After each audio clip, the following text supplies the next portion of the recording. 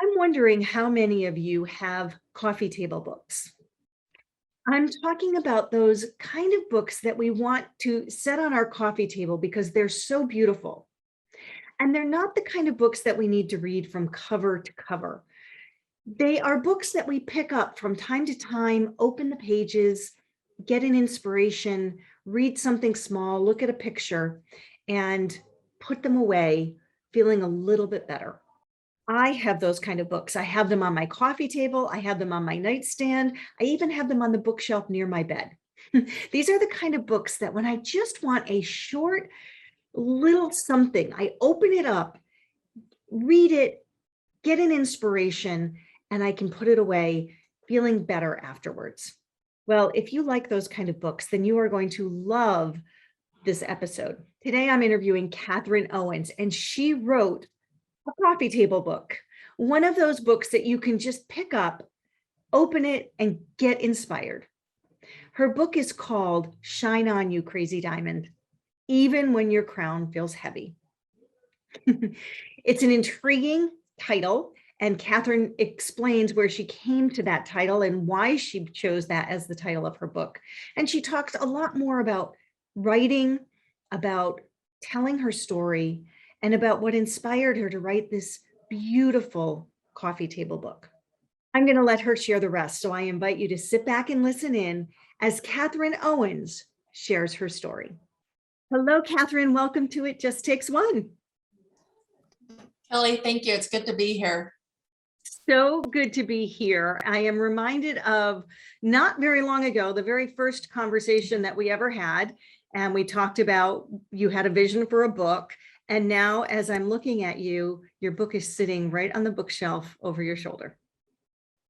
Yes, it was not that long ago. In fact, I think it was just this past summer that I finally decided it was time. And I think the universe lines up when you make a decision, and I found you great.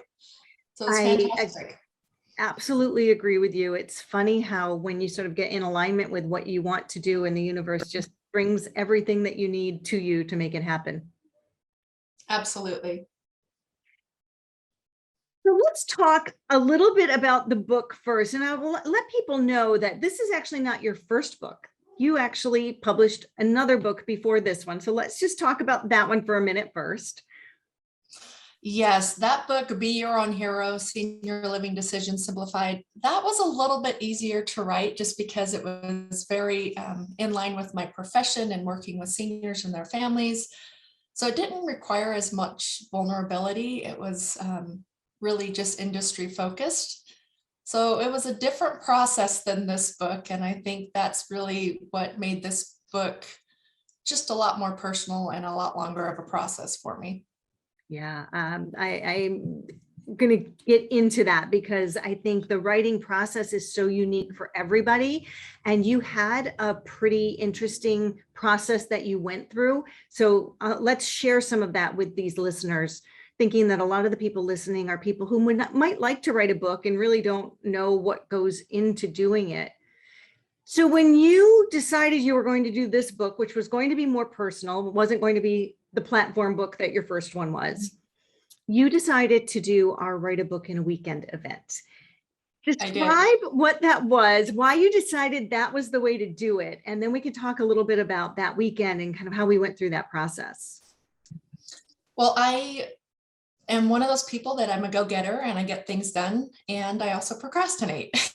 And with my first book, it was a topic that nobody discusses, but it was a topic that I discussed every day in my professional life. This book was a topic that nobody discusses, and I did not want to discuss.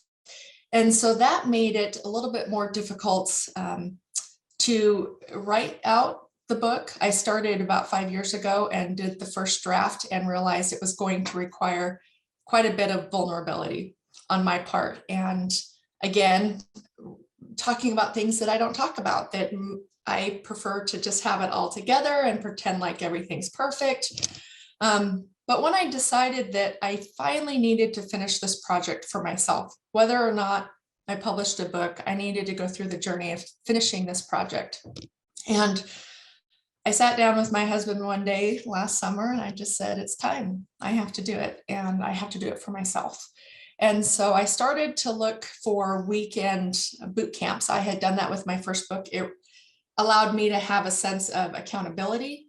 It allowed me to have a sense of just taking an allocated amount of time and focusing on it, instead of coming up with excuses or distractions. And so I knew that I needed something that would allow me to really talk through the vision with someone and also get it on the path to going towards publication. And so that's where I found you guys, and inquired about this virtual weekend that you guys had, and we connected. And those virtual weekends are always a unique experience. Every one of them that we've run has had its own unique group.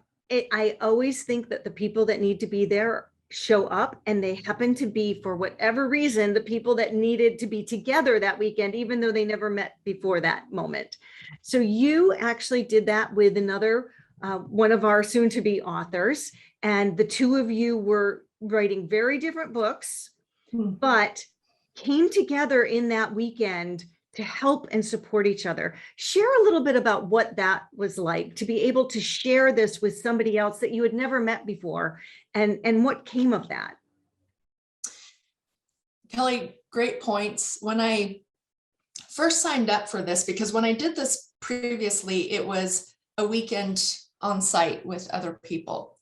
I actually was wondering if the virtual was going to be beneficial, and I think it was actually a lot more beneficial. And it was interesting. I do agree with you that you were put with the people that you need to be put with. And when I first met Carly, I thought, oh my gosh, we could not be two more different individuals and two more different women. And so I wondered throughout the weekend how that was going to go. And honestly, she was exactly who I needed. And it was someone that came in with a different perspective, with a different background, that was really helpful for me.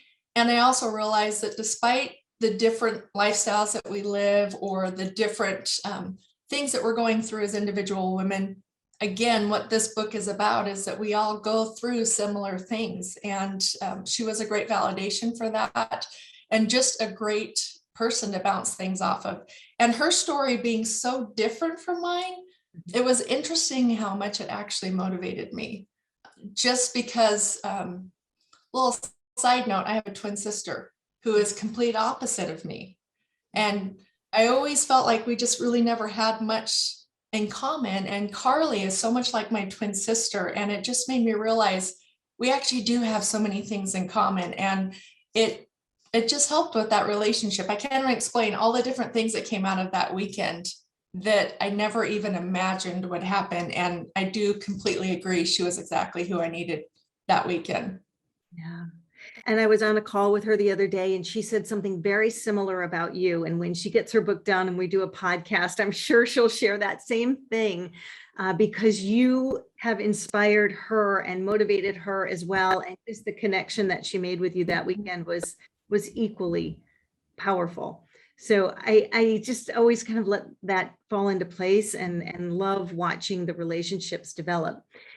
In your case, it was unique because you came into that weekend with sort of a general idea of what you were going to write about, not exactly sure how, and how it was all going to come out. But you actually came out of that weekend with a completely different vision. Describe how you went through from where it started to where it ended in the version that's right there behind you. You bring up a really good point. And it was interesting because the vision that I had for this book for the past 5 years is not what this book ended up as. And I really feel like it ended up the way it needed to be. And I spoke earlier about having the opportunity that weekend to talk through the vision and talk through different things. And really, I needed to work through that myself, and working through that with you guys was beneficial, just because it forced me to really think about what is it that I'm trying to say. One of the barriers the last 5 years, as I mentioned, was the vulnerability. And one of the things that stuck with me that weekend and after that weekend was when you said, just write it out. Just write it out, even if it doesn't end up in your book, because I was getting blocked and stopped by worrying about what everyone was going to think, if they read my story, or the people that were in my story, what would they think? And so it really hindered the process for me. And just that simple, just write it out. Once I started going through that process, again, going back to, I needed to do this for me. The process was about getting it all out. But then what I shared came into, or what I wanted to share came into vision. And I remember that whole weekend thinking, I just don't have anything to write, and this is so hard, and nobody needs to hear my story. And I don't know if you remember that very last phone call that we had, where I was just on fire because it all came full circle. And I knew exactly what I needed to share and exactly the format that I needed to share it in, and resulted in something that I'm very proud of. Yeah. Yeah. It's actually interesting when you said that and you thought, what am I going to write about? And now the book, the 400-page book that is exactly what needs to be said. And we'll describe that. I don't want that to scare readers away, 400 pages, but very meaningful, very unique kind of book is what came out. I'm really glad you just shared that piece, though, because I do talk to a lot of people, and I think people listening may understand what you're describing, where you want to write something because you've got something that you've got to share, but it feels very vulnerable. It feels like it's going to be critiqued and judged, and people are going to think differently. And, so you end up being stopped, either not starting at all or writing something that's not real because you don't really want to go under the surface. So what you just described is all of those barriers. But once you just let it flow, recognizing that you weren't taking any risk by writing it down, that at some point it would be edited to what it needed to be, it sort of let that barrier down. And what came out was something very unique and special.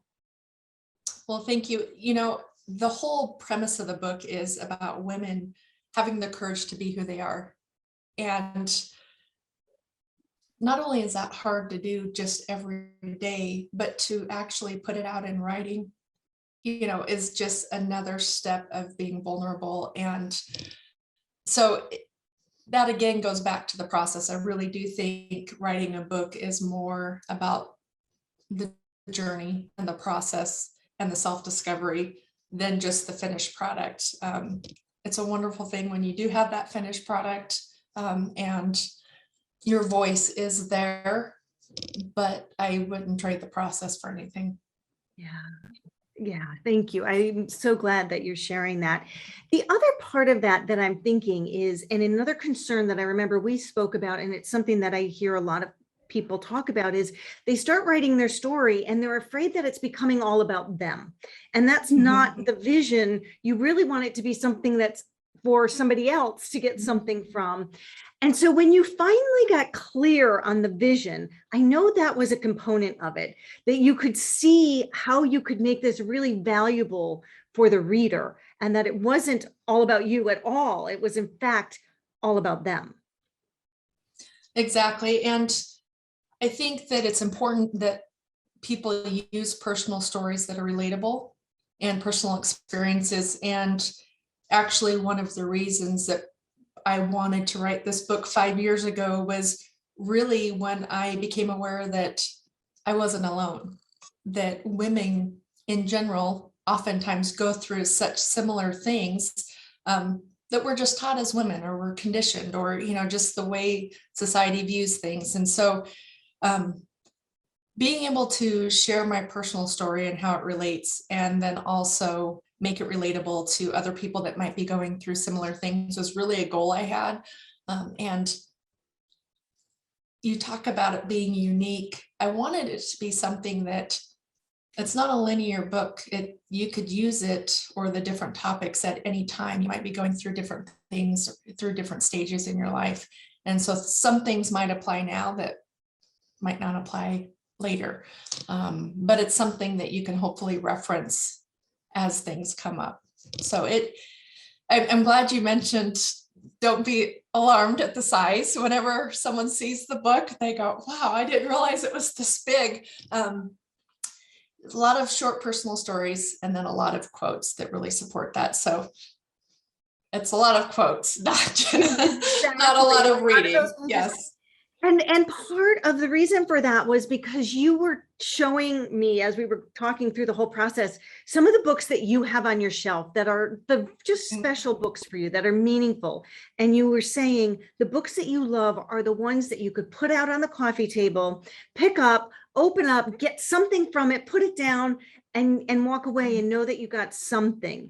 So what you realized is that you could create something like that, interspersing some of your personal story, so it's relatable, but also making it very much like you said, somebody might need something at some time and they can just literally pick it up and open to any page and get something. And the beautiful thing about quotes is people apply them to themselves differently, and they mean different things to people differently. And so it's not just my story, it's reading something and someone understanding or taking that and how it applies to them at their life and how it motivates them. And so I do believe quotes are powerful. And I think that at different times in our lives, they mean different things. So to your point, I wanted it to be something that was just, you could use at any time in any situation.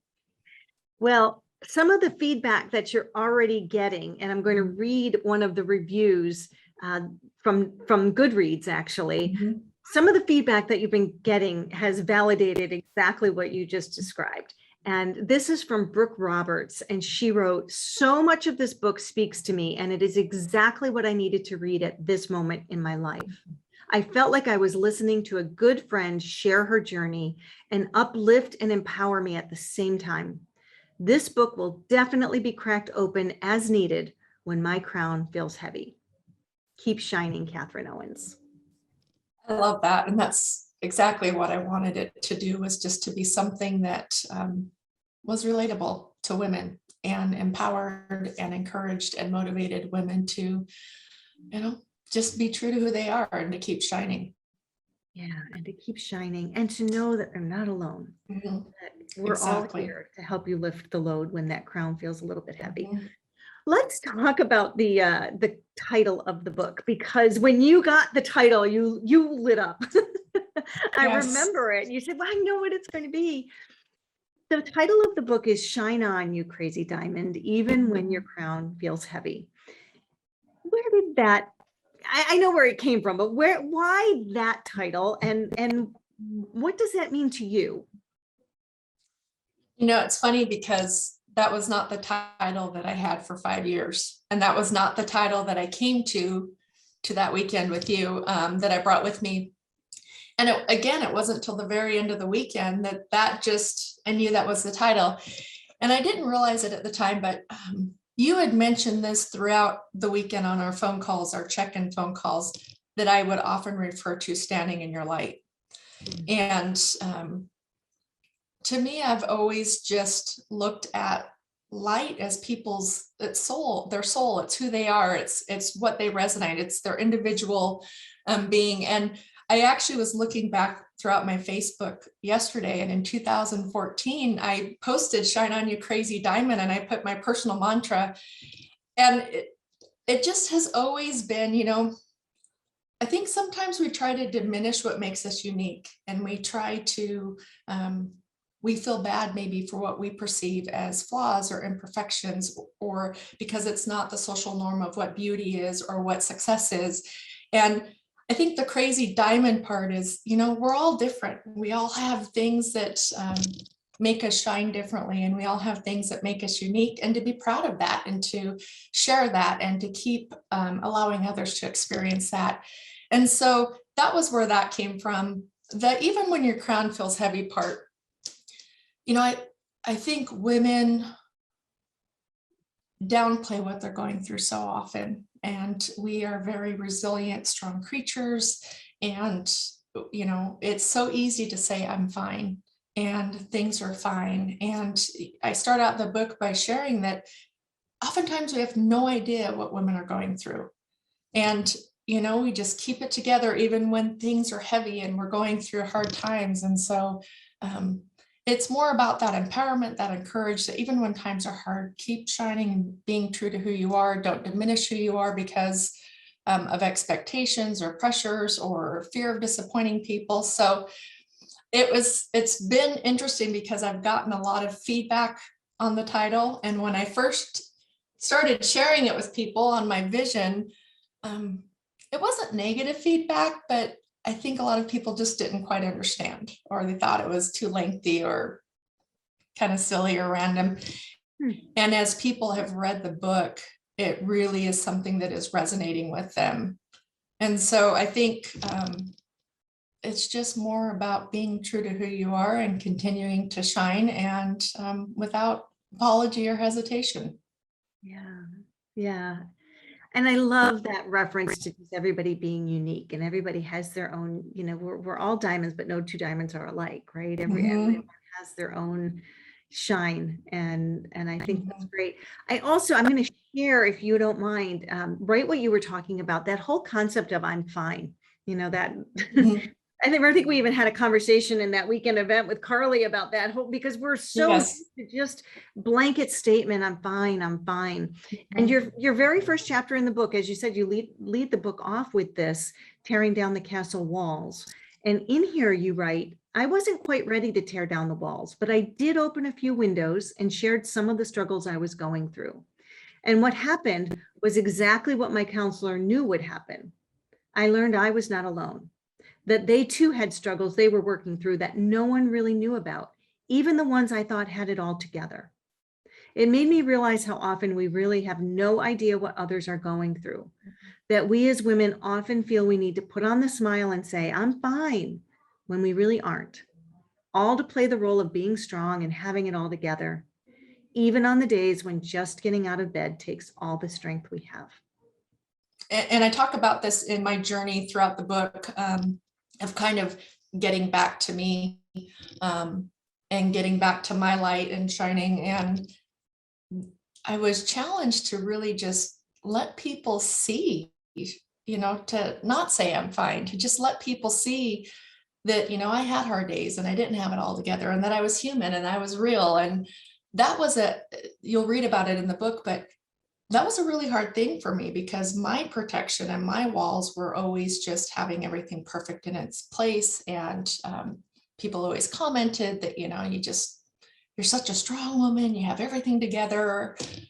So to be able to just, like I said, open a few windows and slowly let people just hear about what I was going through was empowering. And that was really what started this process of wanting to write this book, just to give permission to women to say, you know what, I'm not fine, I'm having a hard day, and it's okay. Yeah. And if you share it, we'll carry it together. Absolutely. Yeah. And so tearing down the castle walls is as you started, and you actually begin the book with a letter or an excerpt that you had written a long time ago. Share a little bit about what that was about and why that was the beginning of the book. Are you referencing the journal entry from when I was 14? Yeah, exactly. Yeah, so I start with a journal entry from when I was 14, and I've always been, I want to say I was a kid that was very positive, but I've always just been this person that believed I could do anything. And I loved it when people told me I couldn't, because it just really was the fuel to prove that I could.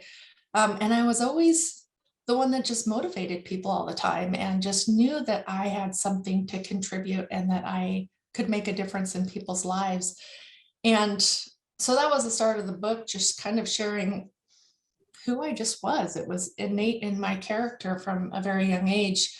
And then I share a journal entry from 30 years later, when 30 years of life happening and kind of being taught what is socially acceptable, what's, not acceptable, how you should act, how you should behave.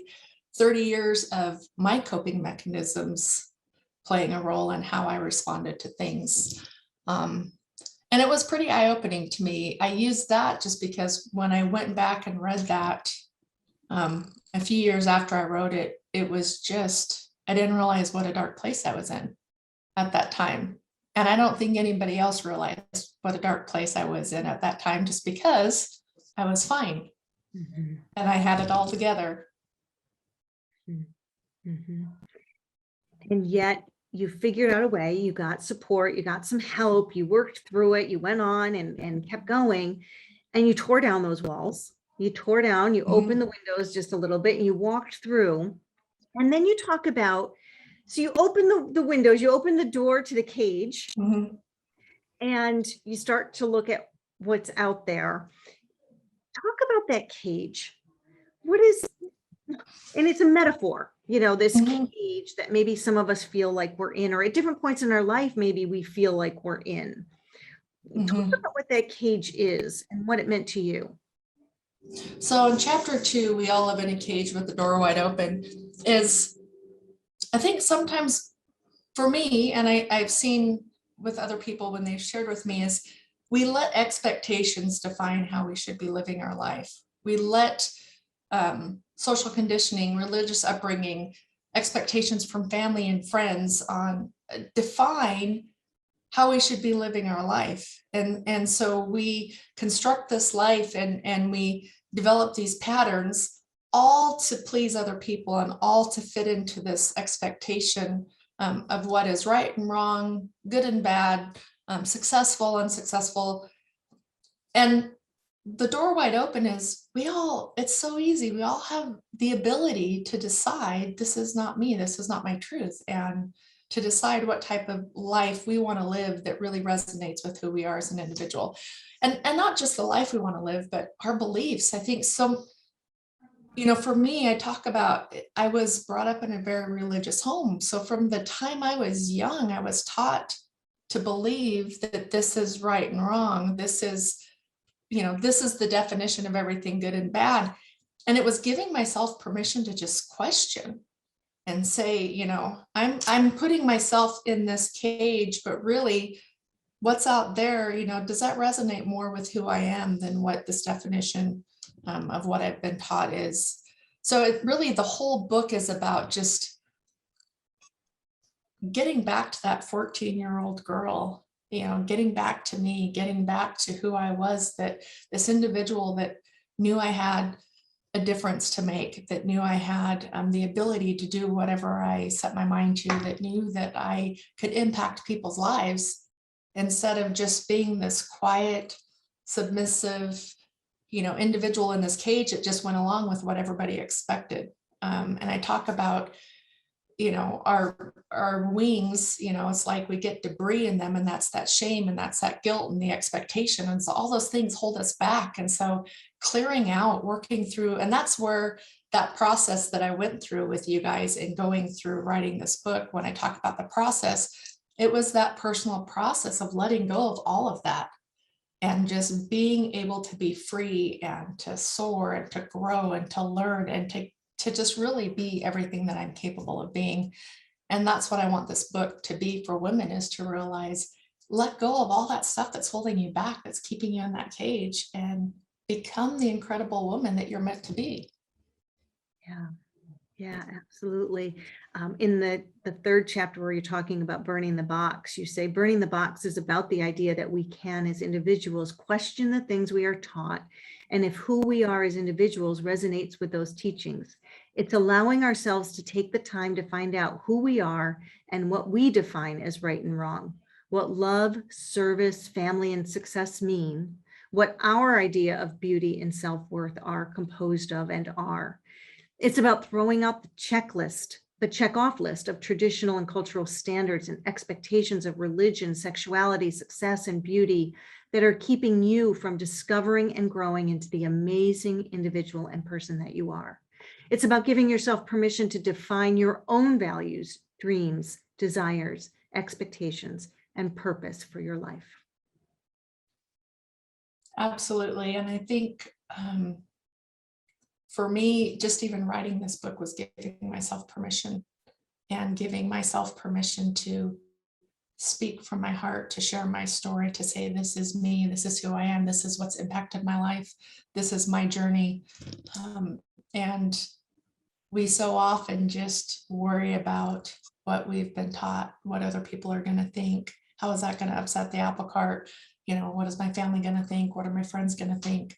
Instead of saying and questioning, what is it that gives me my sense of purpose and sense of knowing who I am. So it is, I think the hardest part is giving yourself permission.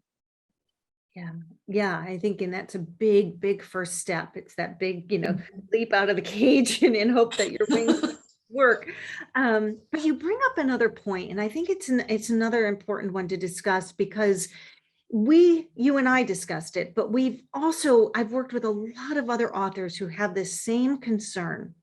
And that is, when you start to really write your story and it involves family or friends or people around you, a lot of times you're very, very afraid to write, because you don't, again, we're hemmed in by the expectation, or not wanting to hurt anybody else, or not wanting people to know the whole story, or, all these things that we put in our way.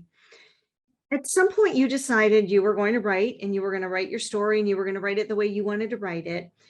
But there were some pieces that you were concerned about with your family. You wanted to be sensitive to other people around you. Share a little bit about what that was like, and kind of how you got to that ability to write it and to be okay with it. And then maybe a little bit of what's happened since your family and friends have read it. Yes. So we did talk quite a bit about that. And as I mentioned, that really was a barrier for me, just in even writing this book. Even if I wasn't going to publish it, just writing it, because as I shared my story, I realized I was sharing part of their story, and was that fair to them? So being respectful of that. And you mentioned this book wasn't all about me. I really wanted it to be where I shared my story, but I did it in a way that wasn't playing the victim, or pointing the fingers, or bashing anyone, or none of that. I just wanted it to be truthful and honest. And in the beginning of the book, I did write a disclaimer. And again, it was part of me feeling like I have to say that I was sensitive to that, and I thought about it quite a bit. And there was a point where I mentioned that I even thought about not saying anything, but that went against everything that this book was about, giving yourself permission to talk about things. I think we're taught so much to not talk about things, that to just keep it to ourselves. And so it's okay to say, this was hard. It's okay to say, I'm upset about this. It's okay to say, this impacted me. And I realized I didn't need to share details and names and things like that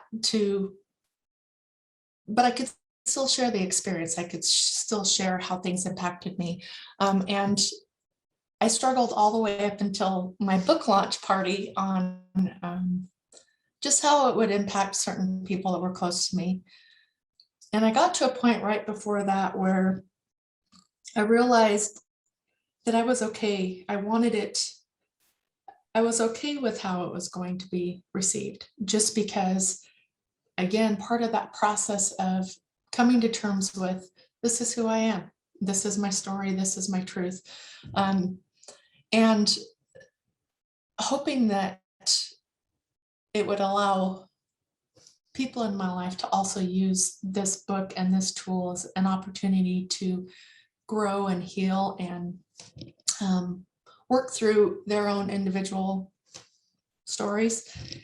And the funny thing happened is, actually, the night of my launch party, the one person I was concerned about reading this book came up to me and said, thank you for doing this in such a tasteful and graceful way, and that they were proud of it. And it was validation for me that, as difficult as things are, we still need to talk about them. We still need to give other people the opportunity to hear our story and be empowered by it, and to be inspired by it. So I would say to anyone that's, going through that barrier and that process, because every author I've talked with that's writing a book has brought that up. And I keep sharing with them what you share, just write it out. Just go through the process of just getting it out. Just for your own self, your own personal growth, your own personal healing. There's a story in you, and I believe it needs to get out. And whether it's in the book or not, it needs to get out. So. Yeah, it's so beautiful. It's so beautiful. And I'm glad that you were able to share that, because I do know it's a big concern for people. And we've had people stop the process because they were so worried about, as you described, writing somebody else's story and, just sensitive to it.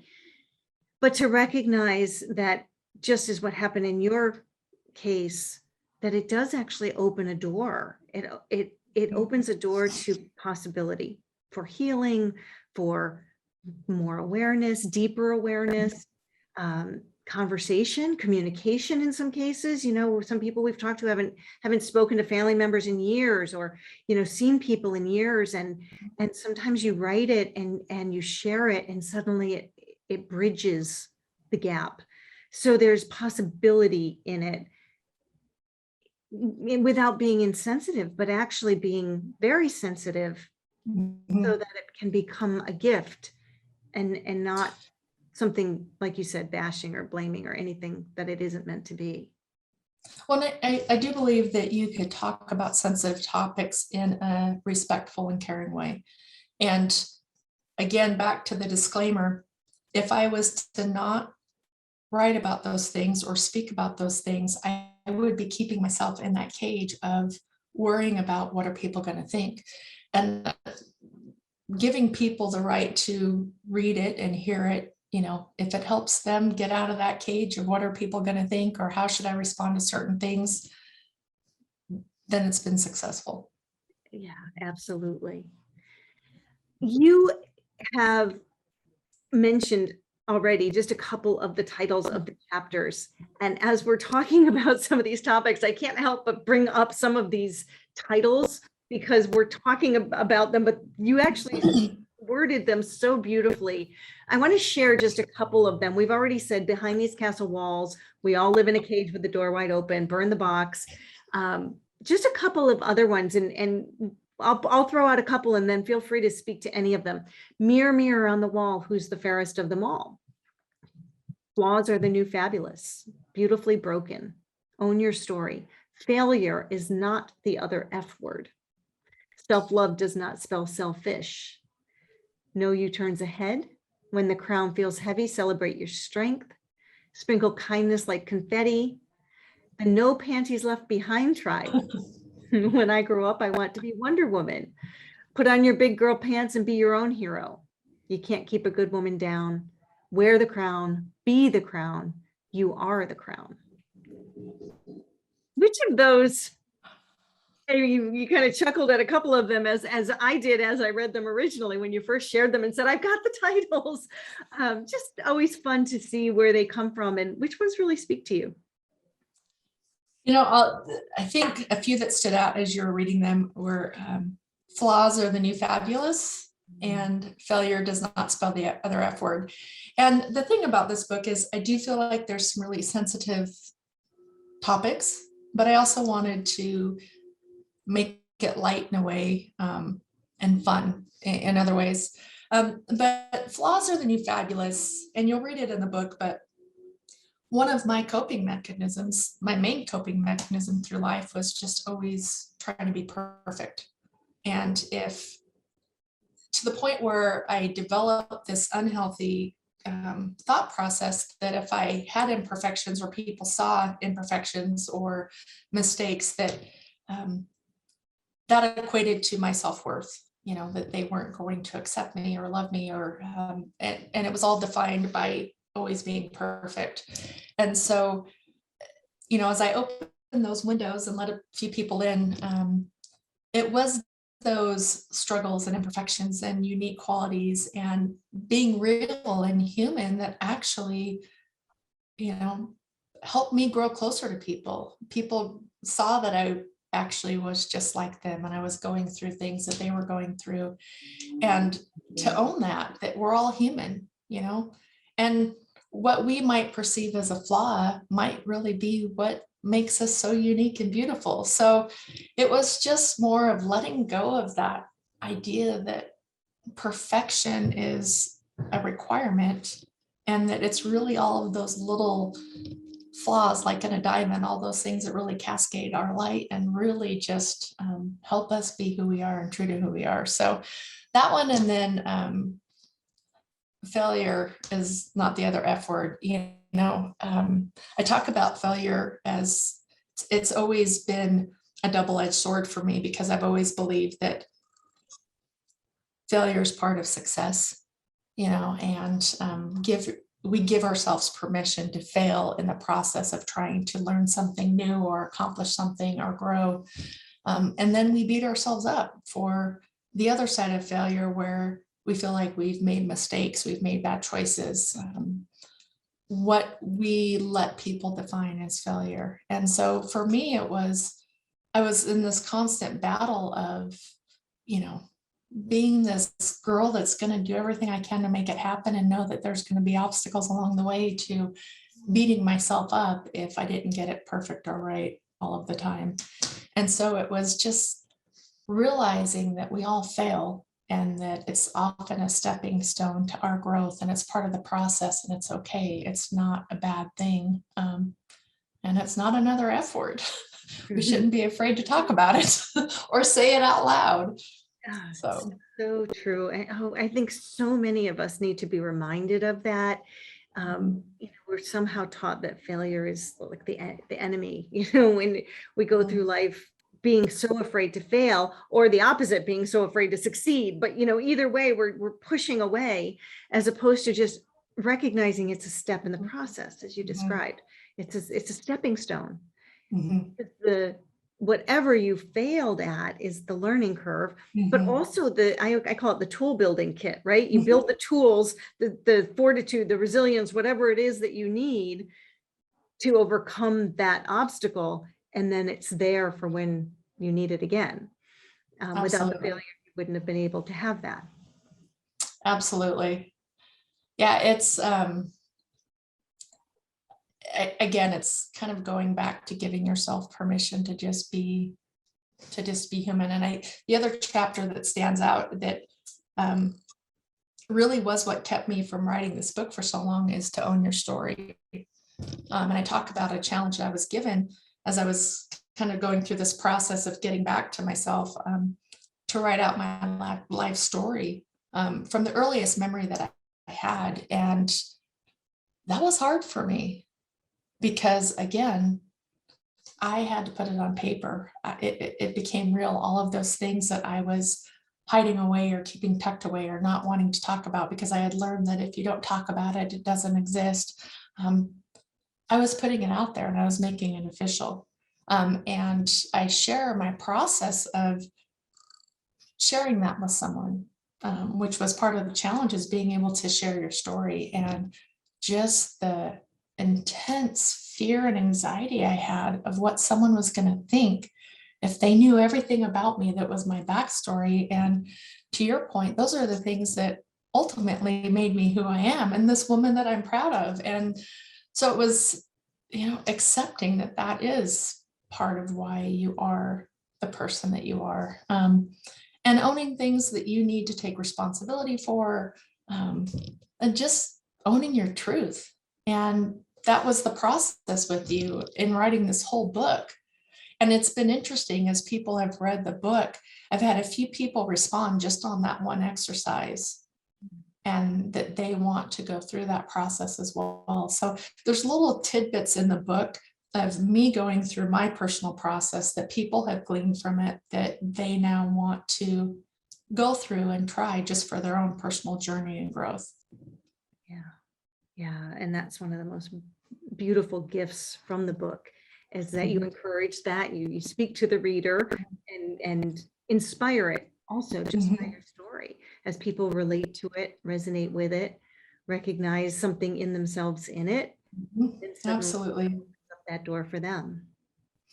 Yeah, and it was interesting. I had a gal share with me. She said, throughout the process of reading this book, I saw my daughter, my friends, my mother. She saw all the women in her life at different ages and different things that applied to them. And again, that was my hope, is that it's something, there's something in there for every woman that hopefully is motivating, inspiring, impactful, and just to hear that women of all ages in all circumstance are benefiting from it really is what I was hopeful for. Yeah, absolutely. And we were talking just before we got on, because my copies are on order, but they haven't arrived yet. But it is a beautiful book. I ordered several copies because it's really a gift book. It's a beautiful book to give to the women in your life, whoever they are. That's another thing I've been hearing, is that as people read it, they're thinking about the women in their life, and they're thinking, this is something I want them to have as well, something that I want them to refer to. And thank you for saying it was beautiful. I've also had people say, I just want to have it on display in my, in my office, in my spare room, in my living room. So it is something that, again, I really hope touches women across the board. Agreed. So much of the book is these quotes that you pulled together, very unique quotes, not quotes that you see. There are some wonderful quotes out there, and a lot of them you see over and over again. You have hundreds of quotes in here that are unique, really unique quotes. I was going through, as I was getting ready and prepping for our call, thinking, how am I going to pick? I can't even pick any, because there are so many that are so thought-provoking and just different. But I chose to just do the last one, because I think the last one it's a great summary of what this book is about and what this book can be for somebody. And it says this, it's by Be Divine. Be Divine. How lovely is that? To all the girls who no longer believe in fairy tales or happy endings, you are the writer of the story. Chin up and straighten your crown. You're the queen of this kingdom, and only you know how to rule it. I love that. Yes. Again, getting back to be who you are, this is your life, this is your truth, and celebrate that, share it, stand in your light. And I'm glad you mentioned the quotes. In the 5 years of coming up with excuses not to write the book, I collected a lot of quotes that really just impacted me and were thought-provoking and really spoke to what I was going through. And so there was a lot of thought into what went into this book, hoping that, again, it would be something that would resonate with all women, depending on what situation they were going through. Yeah. And it absolutely does. Catherine, if somebody's interested in the book, I'm sure we've intrigued them enough by this point that they're thinking, I want to get a copy. Where can they find your book? It's on Amazon. Mm-hmm. Yeah. And I will say this, it did hit in its debut release, it did hit #1 new release in a few categories and #1 bestseller in some categories. So it's had a lot of positive response. Yeah, really, really successful already, as it's just come out of the gate. Just been out on ready for public to buy in just a couple weeks now. Mm-hmm. So yeah, congratulations on all of that. Thank you. Huge success, and only the beginning, because there's so much more behind this. Catherine, as we come to a close today, I could talk about all of this for a lot longer. There's so much about being women and how to support each other in here that we could talk for a long time. But as we come to an end, I do like to share the phrase, it just takes one, and what it means to each person and each author that we interview. So I'm just curious, after going through this process and the books and what you're working on, what does the phrase, it just takes one, mean to you? I love that question, Kelly, and I've thought a lot about it, and I keep going back to the simplicity of it just takes one woman having the courage to speak up, to be true to who she is, to own her story without apology to inspire, motivate, and empower all the women around her. I think it just takes one. No, I love that. I love that. Every time I ask that question, it's a Mhm. different answer, and every one of them is so profound. But that's the first time anybody's ever said it just takes one woman. Mhm. Well, thank you. Catherine, if people are interested in following you or learning more about you, where can they find you? My website, catherineowens.com. And then I do have a Shine On You Crazy Diamond Facebook page where I do updates on the book and share quotes from the book and different stories, opportunity for women to share things that they're going through as well. And then again, my book is on Amazon. Fabulous. I will make all of that gets into the show notes. I look forward to everything that this book does and all the doors that open to you because of it. And I thank you. Thank you for being along this journey. It's just been phenomenal to work with you. And I'm so happy that you've got this book that you're so proud of. It's a beautiful, beautiful book, but it's been really just a pleasure to work with you. Well, Kelly, I have to thank you too. When I meant it when I say I do believe the universe puts in your path what you need. And I know that you were who I needed to complete this project, and not just the book, your published to print program, but just the process of being able to work through it and grow through it. And I do really honestly believe that anyone that wants to put themselves out there and finally make that commitment to go through that process really would benefit by working with you guys. I just had nothing but a positive experience. And I pushed you guys. Once I get my mindset, I want to get it done, and you guys just made it happen, and you worked just with me, and it was just fabulous. So thank you. Yeah, we love that. Somebody that's really an action taker, and you did once you knew you were on fire. You wanted it done, and you were able Absolutely. to do that. And again, thank you. It's been a pleasure, and best of luck as you keep going forward. Stay in touch.